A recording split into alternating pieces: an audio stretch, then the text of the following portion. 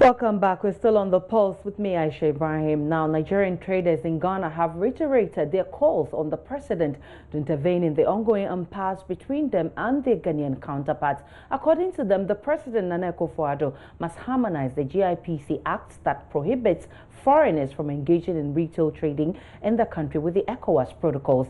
They made the call at a news conference addressed by the president of the Nigerian Traders Association, Chief Chukwuemeka Naji, today. In the studio to discuss the issues more, Chief Chukwuemeka Naji himself and Comrade can you help me? Nwanko, who is also President and Secretary General of the Nigerian Union Traders Association. Good to see you, gentlemen. Thank you. First, tell me about this press conference and the highlights of your press conference. Who do I start with? Okay, the National President.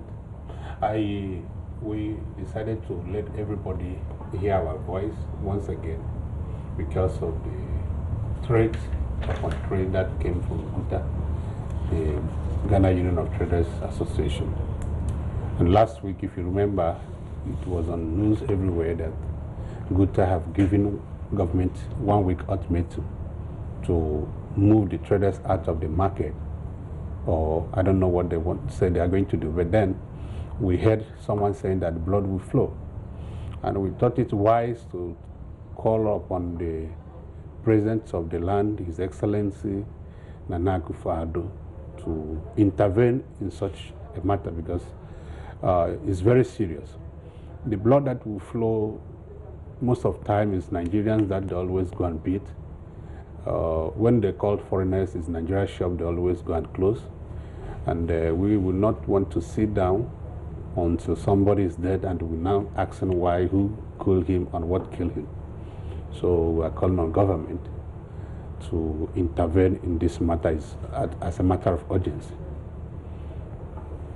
I mean, this happened for some time now. We've been battling with this issue, and there are talks between the Ghana government and the Nigerian government, but of course we've also not seen any improvement in this whole issue. Yourself, have you had any engagement with your people to and again, even before that, what's your your stance on what is happening? Okay, I have to tell you that there is a lot going on underground. You know, this is a policy issue and everybody is defending his own goalposts. Our government and government of Ghana, of course, is in talk on this, and most time you see the foreign ministers saying that Nigerians are not among those that have been asked to move out of the trade in Ghana. That's what you hear. And Ghana trader on the other side don't care. So we feel like we have to call on the government again to, at least at this point, make their stand open to everybody to know that, okay, you Nigerians should not be here or you should be here. Because we feel like we are being trapped.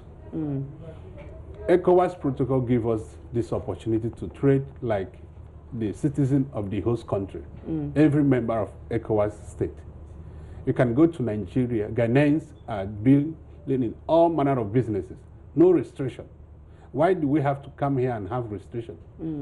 None of us is coming here hoping that there's area that will not, get involved in.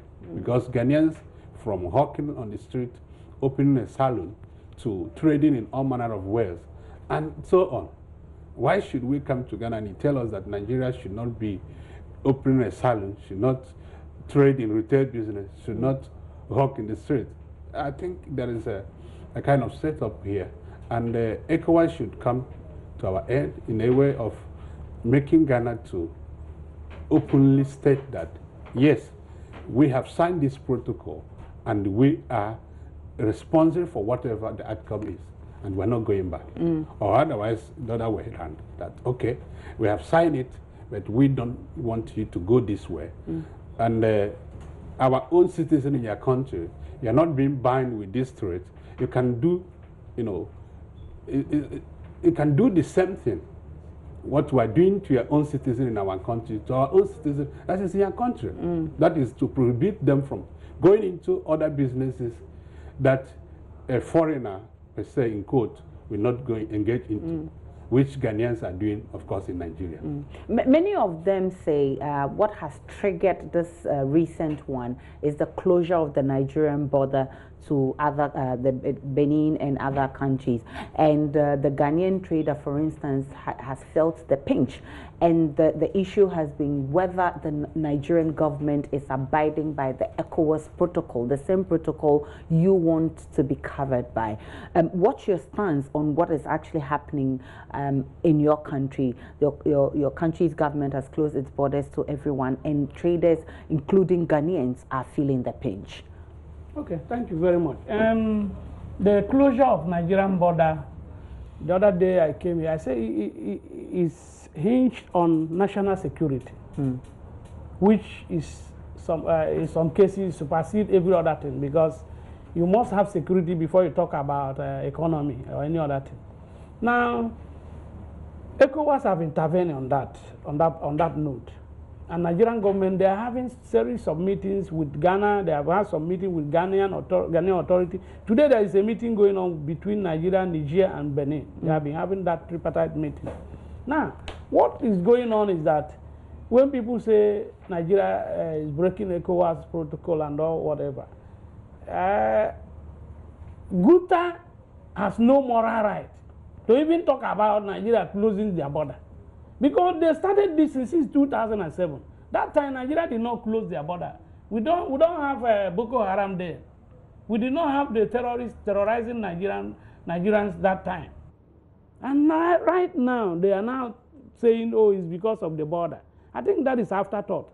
But what we are saying is like the border closure has Nigerians, has Ghanaians, every other ECOWAS flying along this route, because most of our members, their goods are stocked that place. Even before, NUTA was saying that initially they were saying that why they want Nigeria to go is because they are bringing substandard goods from Nigeria. Now they are saying their goods are stocked in Nigeria. We didn't even know that they also go to Nigeria to bring the same substandard goods. They were accusing us of bringing to Ghana. So it's laughable. But what we have been putting pressure, we've been appealing to our government. I think they are doing something. And the Ghana government is aware of what Nigerian government is doing to reopen the border.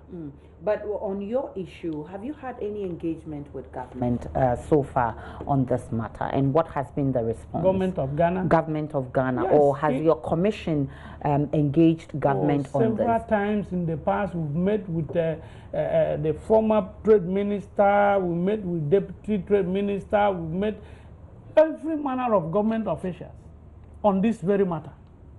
And even the High Commissioner has made, in fact, there have been some discussion at the highest level, which we were told. If you remember, that last year when they closed our shop in Kumasi, when the president ordered, he met with his counterpart, our own president, His Excellency Muhammad Buhari. He met him in New York. And from New York, His Excellency Nana Akufo-Addo issued a presidential directive that those shops should be open. But it wasn't open till about, I think, 1 month plus or 2 months plus. So that is the case. Now, it's, you know, you want government to tamper its municipal laws with the the ECOWAS protocol. Now, sometimes it's not just a click of a button. It takes time. And so how are your people taking this? Because, I mean, for that period, you would have to be patient. And of course, if you look at the local people, they also are trying to protect their territories. You wouldn't blame them. So it's become like a dicey situation. But how are your people coping whilst you wait for your commission and government to resolve this matter? And have you also been giving any timelines as to when this issue will be resolved? Okay, what we are saying, you know, you have to look at it from other perspectives. For instance, if you are saying, imagine the local laws and international laws. International laws are treaties, agreements that you sign in respect or regard of a particular issue. And let me take one instance. The law of Ghana says that if any foreigner is entering this country, you have to apply for visa, and before he can enter. But in this case, Nigerians coming here do not need visa. They will get to the border and they stamp them in. Why? Because there is a protocol. And there is also another policy they have. Some whites, maybe Chinese or other nationals, will get visas on arrival. Yeah. These are policies that government, some of the policies come from executives, some even pass through legislations, and they are there. In as much as you have signed an agreement with somebody, it's your own responsibility to honor it.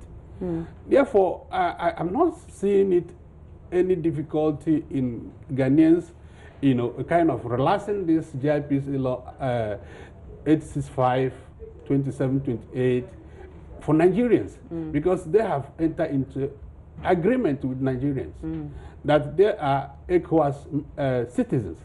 And as a member of ECOWAS, you can go to every countries that are member and they do your business just like the locals do. And that is what the protocol says. And I don't think there is any need of prolonging of any kind of thing. I think they should intervene on it and make it very clear.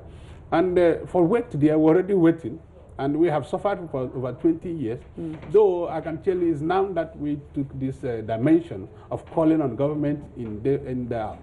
And we will continue like it until something, happens, and that we will know that, okay, we have accepted Nigerians and Ghanaians can throw it in line, or Nigerians should pack out and leave, of course. Have you presented any petition or statement to any member of government with this latest dimension? No, now we have not. Because what happened was the fact that we were invited by the Minister of Trade last year, and the whole meeting, we couldn't have agreement. They are also defending their own side, just like you said. However, we have sent petitions to ECOWAS headquarters, and we also have sent to the President of Nigeria, His Excellency Muhammad Buhari, and I believe they have also, tried to reach Ghana government on that. But however, it's not a big deal. We can still send our government here representing us here is also doing the same. We are calling on government institutions, and I believe there is a lot going underground, as I said earlier. And we'll be looking forward to seeing when government and your High Commission. So this statement you had this afternoon, is your High Commission aware? Have you prompted them on this latest dimension you've taken? I think yes, of course, His Excellency the High Commissioner knows about our press conference today. We informed him. We took permission from him to do. If you notice, we've not been since 2007. We formed this union. This is the second time we have open press conference. We don't want to struggle with a press space with NUTA. We want to have that, give them that sensitivity that this is their country. It's not when anything they say we come and do a rebuttal and all that. But it's becoming too unbecoming. And that's why we say, no, because they are trade this time around, we don't want to take it lightly. Okay. Because last time, if you hear what they were saying during after the press conference, when they were interviewing the one-on-one, some people were saying so many nasty things. And I thought that at that point in time, the BNI, which I know was there, should have asked some people, picked some people to ask them some question and then caution them. We wish you all the best in this endeavor, and we're hoping that this issue will be resolved. Evaristus Nkwanyo. Thank you very much. I have to eat Eba to be able to pronounce this name. And Tuko Emeka is president of NUTA. Yes. Thanks so much for coming.